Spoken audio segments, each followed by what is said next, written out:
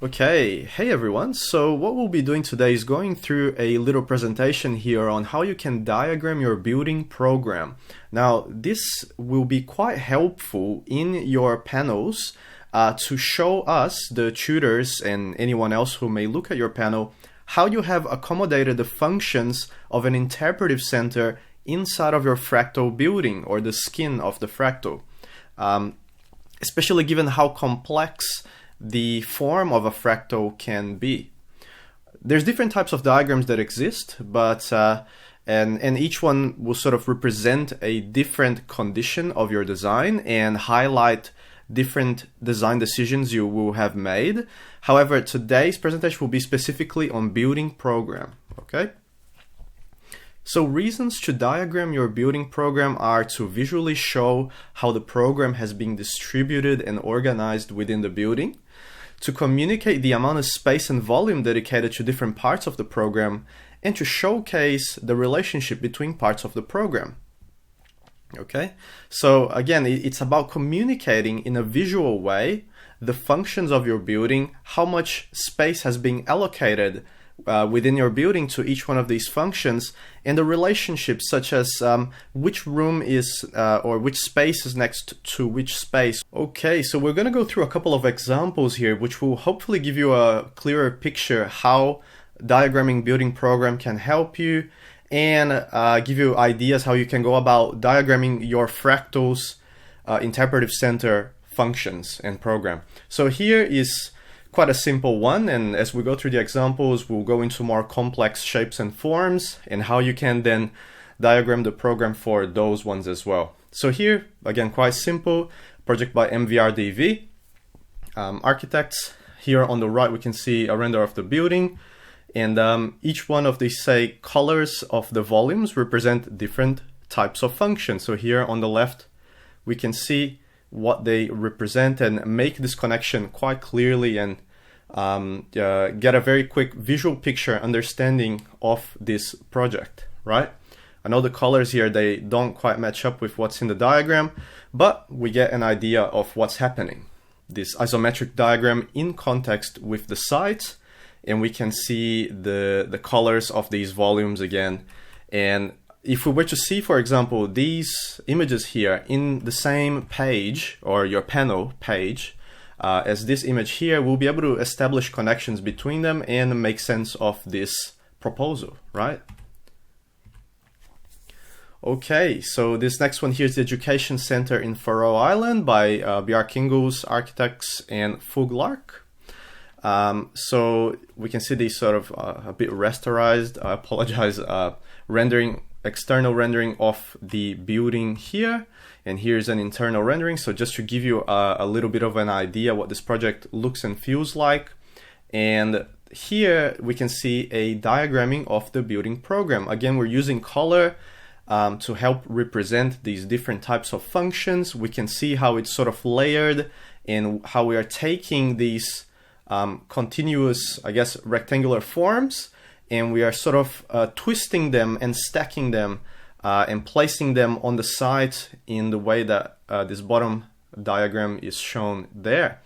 So again, making use of color, making use of annotations that represent the different types of functions. So the red is the gymnasium, the green is the business college, and so on and so forth, and how they come together as one holistic design proposal.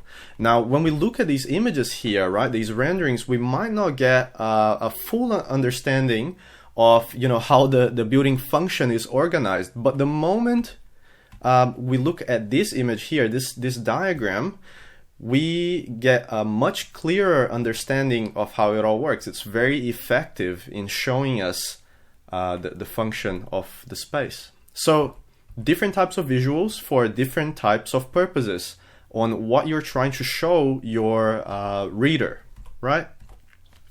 Next project, also by BIG, the Axel Springer Campus. Again, just a render to contextualize the project. And then here's how it feels internally. This very sort of pared back spaces in terms of material palette, quite a white and washed out space. And then there's these pops of color here through the incorporation of art, right? So these are the things that sort of capture our attention because of the context that they are in inside of the building.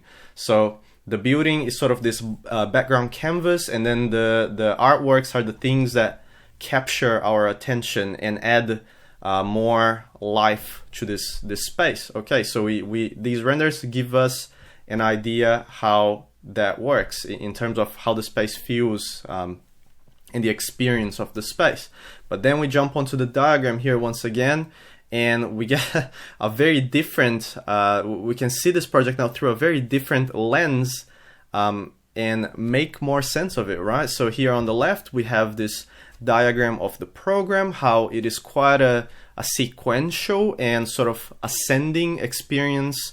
And as we go through this building, we are going through the different types of, I guess, functions and different types of spaces, and using color coding and annotations, relating them back to a legend here, and it's very clear, right? So hopefully, again, you get an idea of what I'm trying to show you of. Yes, we can see the building here, and there is a consistency to the architectural language, but the way that the building houses the functions is much better shown through a diagram like this. Now, that's not to say that you can't show your building functions and the functions of each room through a plan or through a section. You can definitely highlight or annotate, label those rooms inside of your architectural drawing, but the diagram, and I keep saying diagram repeatedly here, but the diagram can help to emphasize just the function or just one aspect of your building very well. Okay, so here again, this is sort of this internal function. We can see the relationship. It's a bit of a circulation diagram at the same time, because we're seeing the stairs as well that lead into these different platforms, right? And then on the right here, we have this more isometric view that is external, and the stacking of the volumes, what each one of them represent. Again, making use of annotations, different line types. We can see this dotted line there. We can see the dashed line here that represents the overall building skin. We can see the use of color, and the colors related back to the legend here on the bottom.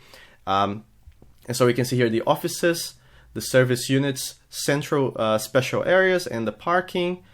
We can see, for example, the parking is at the very bottom of the development or the proposal. And then the offices are more so towards the top. And again, we're getting that back to one of the points we discussed earlier, the relationship between the parts of the program, right? We know that the office, for example, is separated by the parking. Okay, there's a couple of other functions in between that are sandwiched between the parking and the offices. Cool. So here we have the CCTV Headquarters by OMA Architects.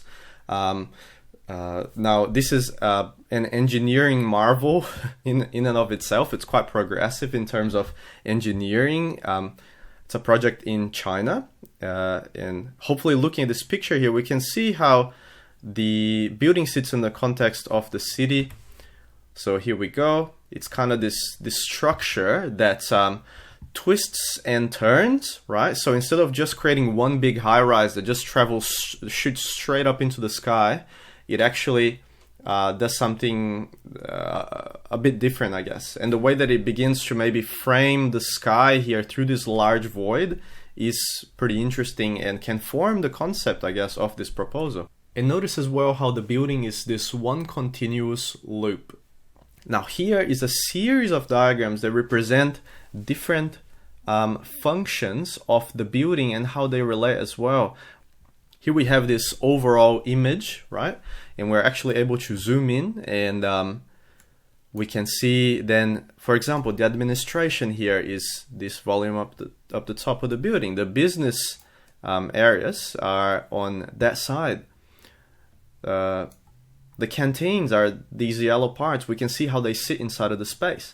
Now, I don't think your fractal building would be this large that you have to separate these different parts and break it down in this manner, but you can see how a more complex building can be broken down through diagramming individual conditions, if you like, to very clearly present, the VIP areas is probably this orange kind of area up the top here, we have the access to it via these elevators and entrances down the bottom. We can see the arrows being used here to show how we get there.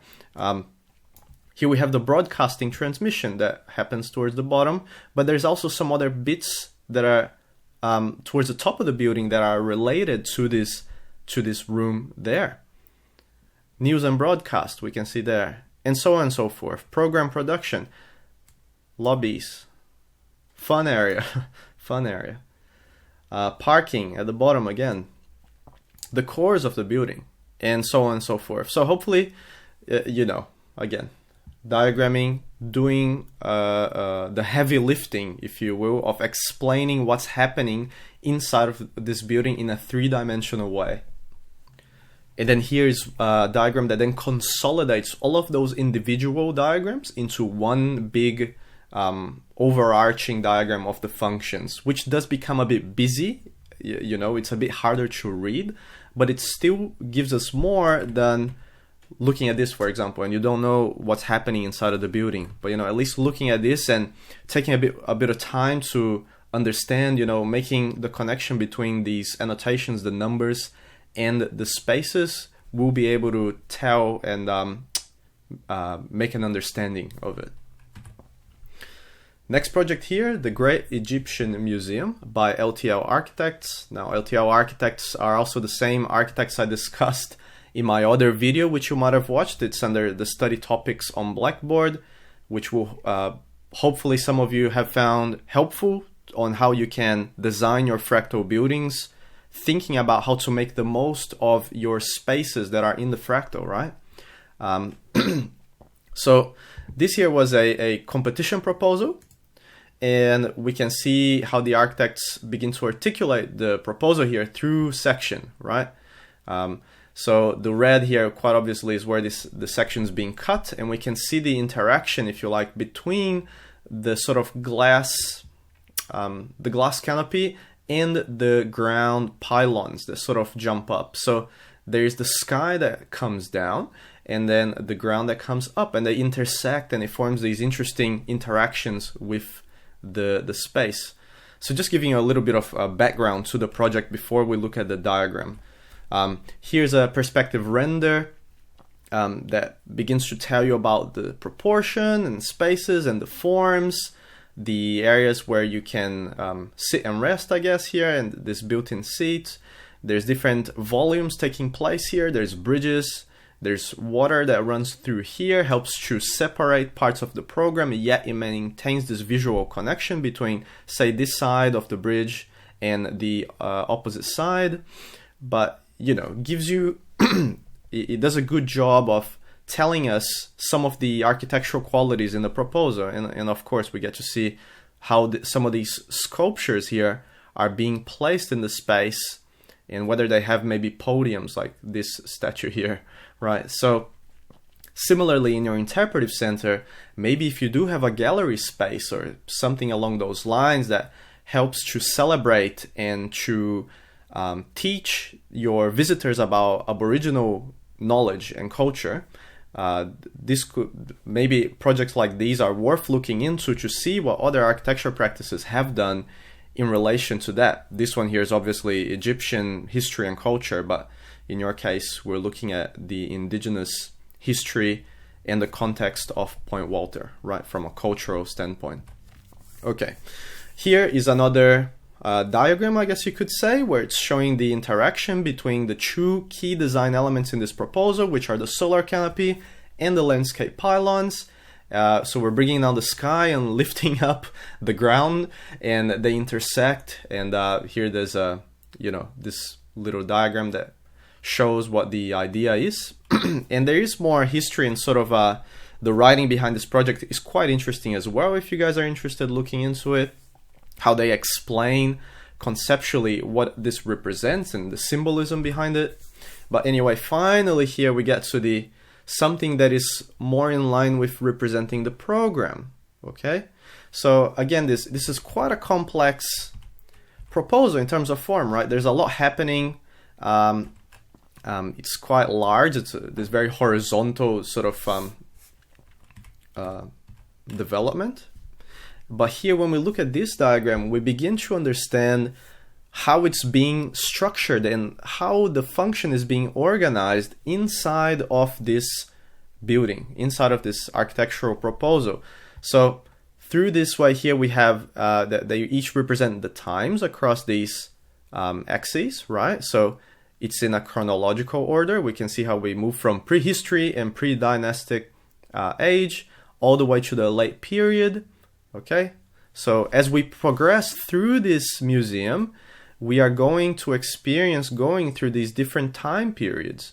And then perpendicular to that, we have the different types of artifacts and pieces that will be housed within each one of these areas. So you can see they intersect, right? We have the time across this way and the types of cultural aspects here running the other way. And where they intersect helps to the curators of this museum to organize their pieces in a rational and, I guess, logical way. Hopefully this makes sense. I know there's a bit happening here, but it does a good job once you look at the information that's being included, right? We know what's happening in there. And finally, this is a final example here. And I guess, once again, it's getting a bit closer to what the complexity of form of a fractal here. This is a more ambitious form, I guess. But again, another proposal by LTL Architects. This is the New Taipei City Museum of Art. And again, they love to show a section, and so we can see how the spaces are functioning, some of the relationships between rooms, the scale, we can see the people, we can see some of the design elements that are included here, how we this is more of a staircase that runs up, but then there's more of these horizontal floors up the top, which become more gallery areas. Okay, some 3D renders here from inside of the space. We begin to understand the materiality, the forms and sort of the geometry of the space, and how it's all coming together as part of this architecture. So hopefully that gives you a bit of background. And then here we jump into the program of the building. So here we can now see how, again, the skin of the building is housing the different functions of this museum. This dashed line here represents the skin of the building, okay? This is what we saw earlier in, just trying to go back here. This is what we see here, right? We see the skin of the building. But then when we look at this diagram here, we can see that the floors don't necessarily travel all the way out to meet the building facade. They actually are set back in, okay?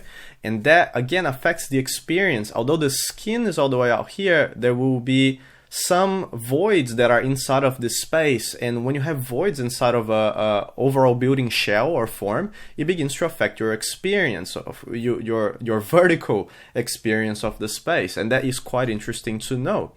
It's also something you can implement as part of your fractal interpretive centers, right?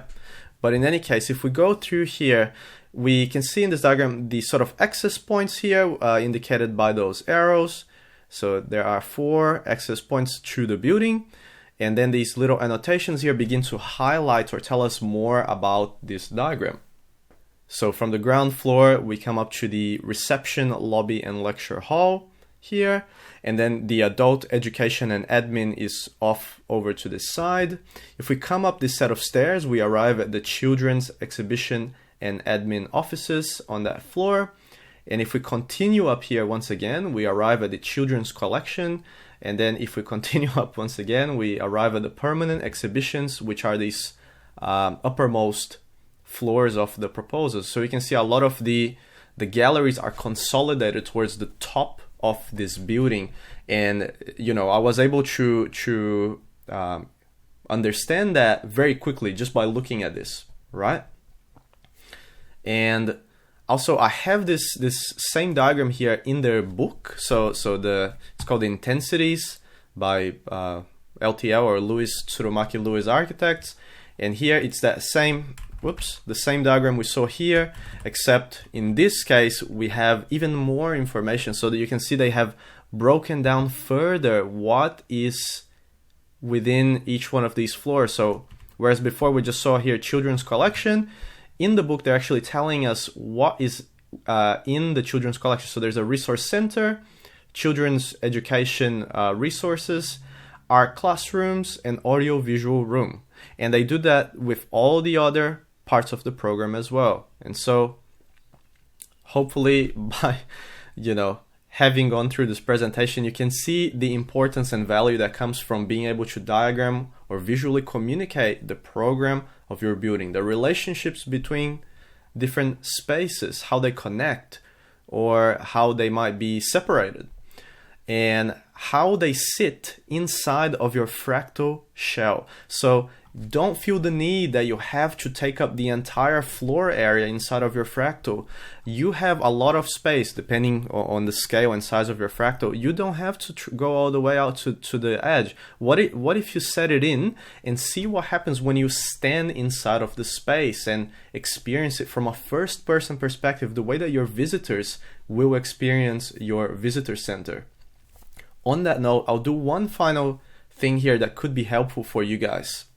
So in your panel submissions for assessment 1, there were a lot of submissions that look at the form as an object or an artifact. It looks at it from far away. I'm standing all the way back here, and then I'll Photoshop in the Point Walter background there.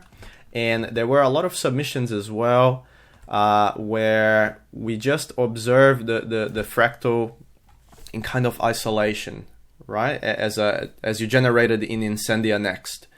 The next step that we would like to see you do for your assessment 2 is to show us what it would feel like to be in the fractal, right? So instead of doing this sort of helicopter view from all the way out here, for example, what we'll do is we'll actually start going inside of your fractal shell and show us what this experience would feel like, because this is essentially what someone visiting your interpretive center would experience, is sort of being in the space, and unless they're flying over it in a helicopter, right? So but you can start to go in, and it's really interesting and dynamic the way that fractals feel, and hopefully you can find creative ways to work with the shapes and forms that were generated for you and make the most of your space. So here I'm just kind of flying around to show you how this feels very different to, looking at it from the sky, right?